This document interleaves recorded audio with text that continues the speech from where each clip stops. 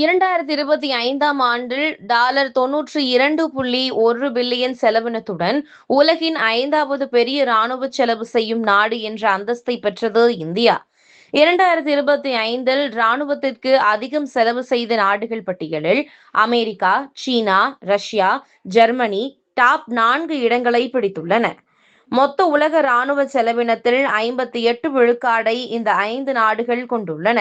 இதன் மொத்த மதிப்பு $1.68 டிரில்லியன் ஆகும். முதுமலை வனப்பகுதியில் நிலவும் கடும் வறட்சியால் விலங்குகள் தண்ணீருக்காக அலையும் நிலையில் உதகை காமராஜர் சாகர் அணையிலிருந்து சீகூர் ஆற்றில் வினாடிக்கு 50 கன அடி வீதம் நீர் திறப்பு. இந்த தண்ணீரானது சீகூர் ஆற்றின் வழியாக வாழைத்தோட்டம், மாவநல்லா நீர்வீழ்ச்சி வழியே சென்று மோயார் ஆற்றில் கலக்கும். ரஷ்யாவின் மிகப்பெரிய எண்ணெய் சுத்திகரிப்பு ஆலைகளின் ஒன்றான டுவாபாஸ் மீது உக்ரைன் 3வது முறையாக தாக்குதல் நடத்தியதால் பரபரப்பு. ஏற்கனவே ஏப்ரல் 16, 20 தேதிகளில் நடந்த தாக்குதல்களில் கடுமையாக சேதமடைந்து உற்பத்தி நிறுத்தப்பட்ட நிலையில் இன்று மீண்டும் தாக்குதல். எண்ணெய் கிடங்குகள் வெடித்து பெரும் தீ விபத்து ஏற்பட்டு கடும் சுற்றுச்சூழல் பாதிப்பு. மும்பையில் தனது 33வது பிறந்த நாளை கொண்டாட சாலையில் பெட்ரோலை ஊற்றி எரித்த ஃபகத் ஷேக் என்ற நபர் கைது. வீடியோ இணையத்தில் வைரலானதை அடுத்து போலீசார் நடவடிக்கை. மத்திய பிரதேசத்தில் இந்த ஆண்டு மட்டும் 25 புலிகள் உயிரிழந்திருப்பது அதிர்ச்சியை ஏற்படுத்தியுள்ளது. அண்மையில் கிணற்றில் மின்சாரம் தாக்கி இறந்த புலி ஒன்று கண்டெடுக்கப்பட்ட நிலையில் விவசாயி கைது. இந்தியாவிலேயே அதிக புலிகள் உள்ள மாநிலமான மத்திய பிரதேசத்தில் தொடர்ந்து சில ஆண்டுகளாக அதிக அளவிலான புலிகள் உயிரிழந்து வருகிறது. நிர்வாக வசதிக்காக லடாக் மேலும் 5 மாவட்டங்களாக பிரிப்பு. இதன் மூலம் மொத்த மாவட்டங்களின் எண்ணிக்கை 7ஆக உயர்ந்துள்ளது. முன்னதாக லே மற்றும் கார்கில் என 2 மாவட்டங்கள் மட்டுமே இருந்தன. தற்போது புதிதாக நுப்ரா, ஷாம், சாங்தாங், ஜான்ஸ்கர், டிராஸ் ஆகிய 5 மாவட்டங்கள் உருவாக்கப்பட்டுள்ளன.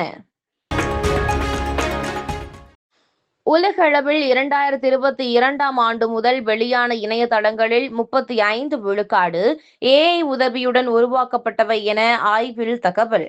AI மூலம் உருவாக்கப்படும் உள்ளடக்கங்கள் இணையத்தை மேலும் நேர்மறையாகவும் சுருக்கமாகவும் மாற்றி வருவதாகவும் ஸ்டான்போர்டு பல்கலைக்கழகம் நடத்திய ஆய்வில் கண்டறிவு. விசாகப்பட்டினத்தில் ₹1.5 ஜிகாவாட் திறன் கொண்ட நாட்டின் மிகப்பெரிய டேட்டா சென்டரை அமைக்க ரிலையன்ஸ் நிறுவனம் திட்டம். இதற்காக 935 ஏக்கர் நிலத்தை வாங்க ஆந்திர மாநில அரசிடம் அந்நிறுவனம் கோரியுள்ளதாக தகவல். ஏற்கனவே அதே பகுதியில் ₹1.4 லட்சம் கோடியில் 1 ஜிகாவாட் டேட்டா சென்டரை அமைக்கும் பணிகளை கூகுள் தொடங்கியிருப்பது குறிப்பிடத்தக்கது. 2026ஆம் ஆண்டு தொடங்கி வரும் 4 மாதங்களில் 50 ராக்கெட்டுகளை ஏவி விண்ணில் செயற்கைக்கோள்களை குவித்த ஸ்பேஸ் எக்ஸ் நிறுவனம். நேற்று ஏவப்பட்ட 50வது ராக்கெட் மூலம் 25 ஸ்டார்லிங்க் சேட்டலைட்கள் வெற்றிகரமாக விண்ணில் நிலைநிறுத்தம். இதன் மூலம் விண்ணில் செயல்பாட்டில் உள்ள மொத்த ஸ்டார்லிங்க் சேட்டலைட்டுகளின் எண்ணிக்கை 10,300ஐ நெருங்கியுள்ளது. இந்தியாவின் தற்காப்பு பலத்தை மேலும் வலுப்படுத்த வந்து கொண்டிருக்கிறது 4வது S-400 வான் பாதுகாப்பு அமைப்பு. ரஷ்யாவில் இருந்து வரும் இந்த புதிய S-400 அமைப்பு மே மாதத்திற்குள் ராஜஸ்தான் எல்லையில் நிறுத்தப்படும் என தகவல். கடந்த 2018இல் கையெழுத்தான ₹40,000 கோடி ஒப்பந்தத்தின் கீழ் கடைசி அமைப்பு நவம்பர் மாதம் வரும் என எதிர்பார்ப்பு. மேலும் இதுபோன்ற செய்திகளுக்கு KMDK லைவ் சேனலை லைக் பண்ணுங்க, ஷேர் பண்ணுங்க, சப்ஸ்கிரைப் பண்ணுங்க.